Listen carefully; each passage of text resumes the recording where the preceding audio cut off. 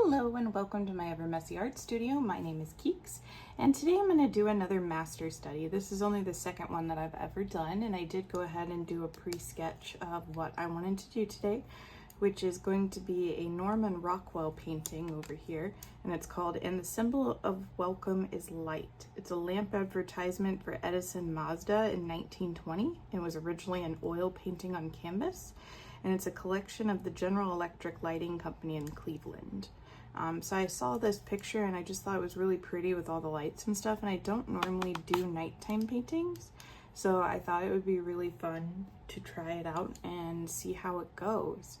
I am going to be using acrylic paint for this one. I think that acrylic paint is going to be the better option here. So we'll just kind of take it easy and take it a little slow and just see how it goes.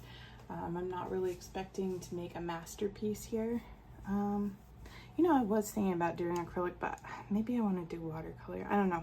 Part of me wants to do acrylic because I see like some of this thick paint in here and that looks really interesting. But another part of me almost wants to do a little bit of both.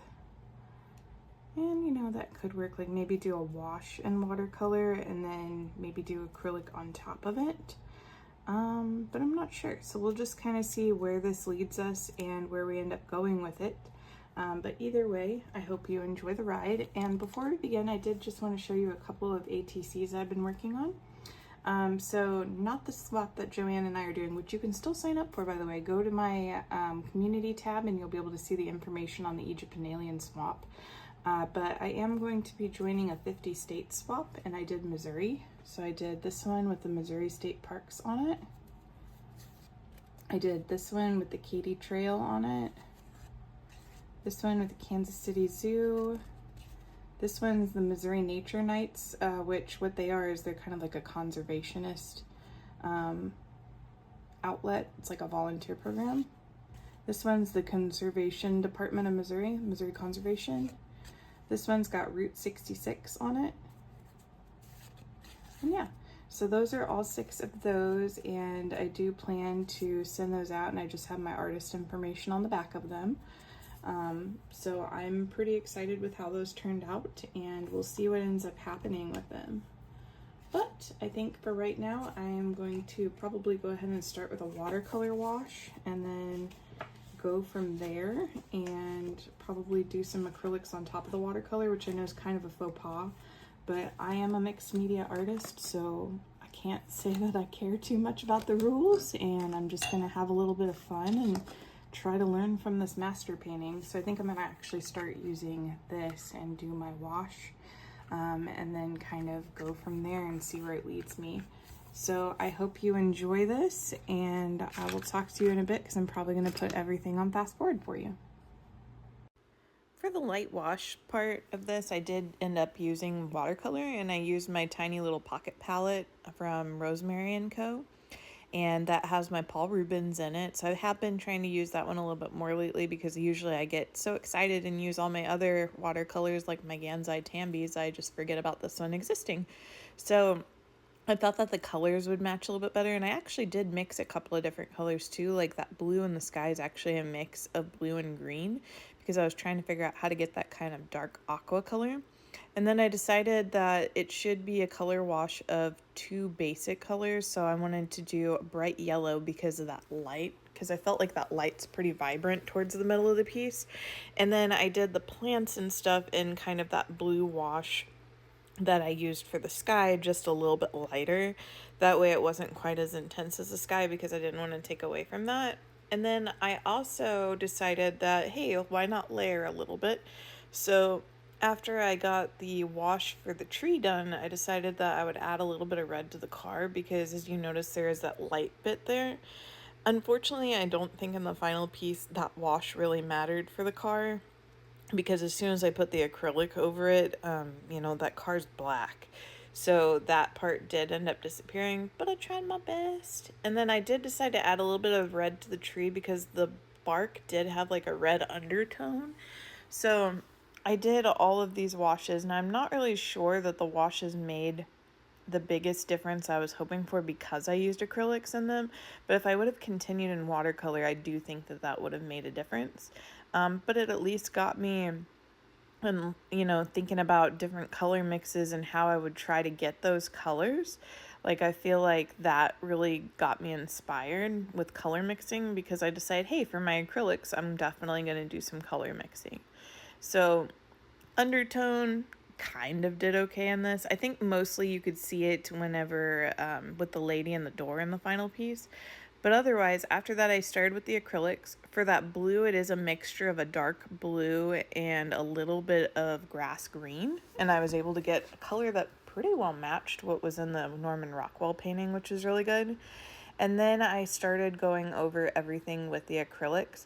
Now, this is where I ended up getting a little bit frustrated, because as I was painting with the acrylics, all my lines were disappearing, and I was having a really hard time keeping all those lines there because I don't have the best brush control, I would say, because I am still pretty much a newbie at painting. I definitely think I'm better at watercoloring and control with watercolor now than acrylic, which is funny because I used to be the opposite.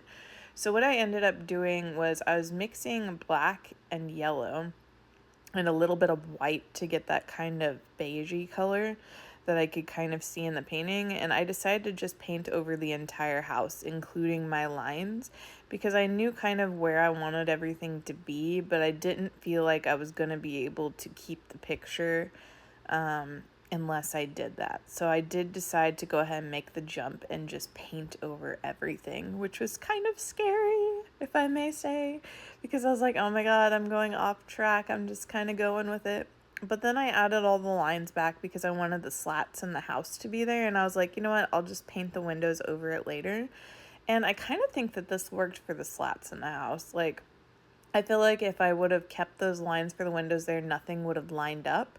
So I feel like it lined up better because of the way that I painted it like this. So I don't think it was a bad choice. I think it was just me not knowing what I was doing, if we're fairly honest. And then I decided to paint the windows over that. And by this time I was getting to be about 11:30 at night, and so I was frustrated because I had painted over all those windows. And so after I did where I wanted these windows to be, everything was still quite wet. So I went ahead and painted a little bit of the lady and the girls' dresses. And then after I did that, I was pretty much ready to go to bed and just kind of, sleep it off and think about what it was going to look like in the morning. It looks like I did add a little bit of the black to the car. I thought I did that today. My bad. But yeah, so as you can see a little bit of the underpainting in there. Like, I do feel like it does, oddly enough, have a bit of a red tint, but I'm not sure it mattered as much as I thought it would. So on day 2, everything was dry, started with a fresh start, and I decided to go back into the windows because now that they're dry, I could add more of that acrylic paint and hopefully darken those windows up a bit to where they were less see-through, less transparent, and a little bit more opaque. Because yellows and oranges are a little difficult in acrylic because they can be a bit translucent. So I just tried to do that, and I tried to put a little bit of light through the windows. And then I tried to add back some of my little balls in the trees. I ended up not adding back the green and the blue ones because I wasn't sure that I could make it look right. And at the end of the day, I wanted a painting that somewhat looked right. The next part was actually my favorite part of the whole entire painting, and that was painting the foliage, oddly enough. I had mixed some really dark blue and some dark green together and came up with this beautiful green that was kind of like an emeraldy green. I was really happy with how it looked, and all I did was paint it in little swirls on top of each other, and I really love the texture it gave. Like, I'm very happy with how the foliage looked here. In fact, a huge part of me wanted to leave it that shade, but I knew it was supposed to be nighttime. Had this been a daytime piece, I definitely would have left it alone like that. But I did later on go back over it with a little bit of a darker green to darken it up so that you could tell it was nighttime. But yeah, I really loved how that turned out. If I was to do this over again, what I learned is I should have painted the bark first before doing this part, because then I wouldn't have had to touch anything up later. So I should have worked from the background going forward, which would have been the tree bark, and then do the leaves. But I'm really not upset with that because I wouldn't have really known that had I not tried to do it. So I would strongly recommend that even if something looks like it's too big of a project, try it anyway. One of the reasons why I picked this one from Norman Rockwell is it didn't have as many close-ups of people, and it was more focusing on a landscape, and landscapes are something I've been working on a lot lately. So I thought that this was more up my alley. So here you can see I'm kind of darkening it up a little, so it's still a bit of green and that blue mixed together. And then what I did is I added a bit of black to that to darken it up a little bit. And I feel like it created some really good shadows in there, and I feel like it helped that kind of look that maybe some light is bouncing off of those. And then afterwards I added the color to the bark. Once again, if I had to do this over, I would have done this part first instead of doing the leaves and the foliage and stuff. But I'm not mad with how it turned out. Something I did notice though is as I was painting over it, some of the slats on the house would cause kind of a weird edge on the tree, so I would have to go back over it and then be careful not to thicken the tree up too terribly much. So that's something that you could run into if you try to paint this yourself, so just be kind of aware of that. Like you can see up there I thickened it a bit, but luckily there's no slats there, so I didn't have any weird lines or anything like that. Then I went back over it with a dark brown. Something I typically like to do, which you'll actually see me do in this video, is I actually like using old paint by numbers paints because I suck at paint by numbers. I like to more paint my own things, and I'm not very good at painting in the lines. So what I do is anytime somebody gives me a paint by numbers, I just reuse the paint as my own paint, and it's something that I don't have to mix, which is great. I did end up putting a little bit of black in the darker brown at the end just to kind of, darken it up. And then I went over the windows. This part, I know that doesn't really match what's in the picture, but I just wanted these windows to work so bad. Like I struggled so bad with the windows. I think I should have went back over it in like a lighter brown over the black, and that probably would have helped tone that down a little bit. But at the end of the day, I'm not mad at it. I've never tried to paint anything like this before with acrylic, so I don't think it's bad. And I think it still like caught the spirit of the picture. It's definitely a little dumbed down, but not in a bad way for sure. So if I was going to go back over it, I would just go over that black with a little bit of light brown. And then afterwards, I tried to kind of fix the humans. The humans, I'm not going to lie, are probably the worst part of this whole picture. I kind of gave up on the details and just left them as kind of like these weird smudge people. But I do like the lady in the background, however, because in the picture, you can't really see the details of her. And I feel like I also do not see the details of her. So I don't think that part went too bad. So I think I'm actually going to stop here. I don't really know where to go from here, especially not where the people are. But I think I did really good on the tree, and I think that's my big takeaway is maybe I'm not as terrible at trees as I think I am, because I think the trees and the bushes looked really good. I'm just honestly really struggling on the lighting part, which is what I wanted to work on most, ironically. I think my drawing started out really strong, but as I started painting, especially with the acrylics, I was having a really hard time trying to figure out how to get the drawing to stay to where I could actually tell what was going on. So I think the idea of what's here is good, and I do feel like I learned a lot from this piece, especially like what to do first. Like I should have done painted the background to the front ground, but sometimes I would pop to the front and that would really screw up my background. So I think I definitely learned that, hey, you should do your background first and then do the foreground, and that would make sense. Like I should have done the bark first and then the leaves, for example. I think I did the moon really well. Oddly enough, I think the color matching and everything for the moon went well. This car, I have no idea what's going on with it, but I tried so many times. Like I feel like when I did the underpainting, I feel like I did really well with the underpainting, and then the rest of it was kind of a fail. But I don't think that the house slats look too bad. I think that the windows are too dark, for sure. And I am also missing a lot of little globes in the trees, but I'm honestly really the most proud of the tree, because usually I struggle with trees quite a bit. So, and I think this is also a testament that if you do a master painting, you don't necessarily have to finish it to learn things. Like I said, I'm not going to finish this piece, but I do feel like I learned plenty from it, and I'm really happy that I at least tried. And I think as I continue going, I'm going to be able to learn more. Like I definitely want to experiment more with the underpaintings, because oddly, I do think that that worked. Like, I definitely, like, especially the background color of this, like, the background color of this worked out really well. I can see the oranges and the yellows in there, and I think that worked out really pleasantly. And I also think that the pieces of the house here, like, I can actually see where it's lit up a little bit more here and then darkens. So I don't think that this was a total fail. I'm happy with what I've done, and I'm okay with stopping where I'm at.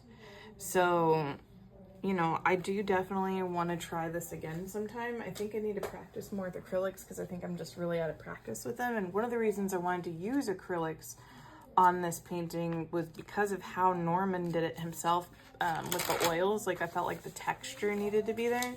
But also, I'm also afraid that some of my acrylic paints are going to dry up soon because I have so many of them and I haven't really been using them lately because I've been doing more things with watercolor. So I think that this was good. I think that if I would have tried this a year ago, I wouldn't have done well with it. So I'm not mad at how this turned out. I'm actually kind of proud of it. And even if nobody else thinks it looks good, I do. Like, I can tell where my inspiration came from for sure. So I'm just gonna go ahead and sign and date this real quick. So I'm just gonna, I always like to put my initials and the date. That way if I come back to it, I'll know when I did it last. So today I think is actually the 30th, but I'm gonna put the 29th because I already started writing it too and I don't want to screw it up. But yeah, so I'm not super mad at this. It did take 2 days to do because last night by 11:30 I was like, I'm not painting this anymore. The people are what need the most work, I think. The people and the car, but the rest of it, I'm okay with. I don't think that was too terrible. I wish that these would have been a little bit lighter, and I guess I could have went back over them in a lighter color, but at this point, I feel like I'm overworking it for the type of mixed media paper this is. It's really rippling. So I'm just gonna stop here, and let me know, have you tried a master painting before, and how did yours turn out? Were you happy with the results? Did you learn something? Because I think the most important thing about these is not really to get them to look exactly like the masterpiece, but to learn something from it. And I think I've done that. So if you're new here and you've stayed with me, thank you so much. I really appreciate you. If you're a subscriber, I always appreciate you. You guys are awesome. And thank you so much for visiting. If you think about it, give me a like or subscribe. I would really appreciate anything like that. But otherwise, I'll see you next time. Bye!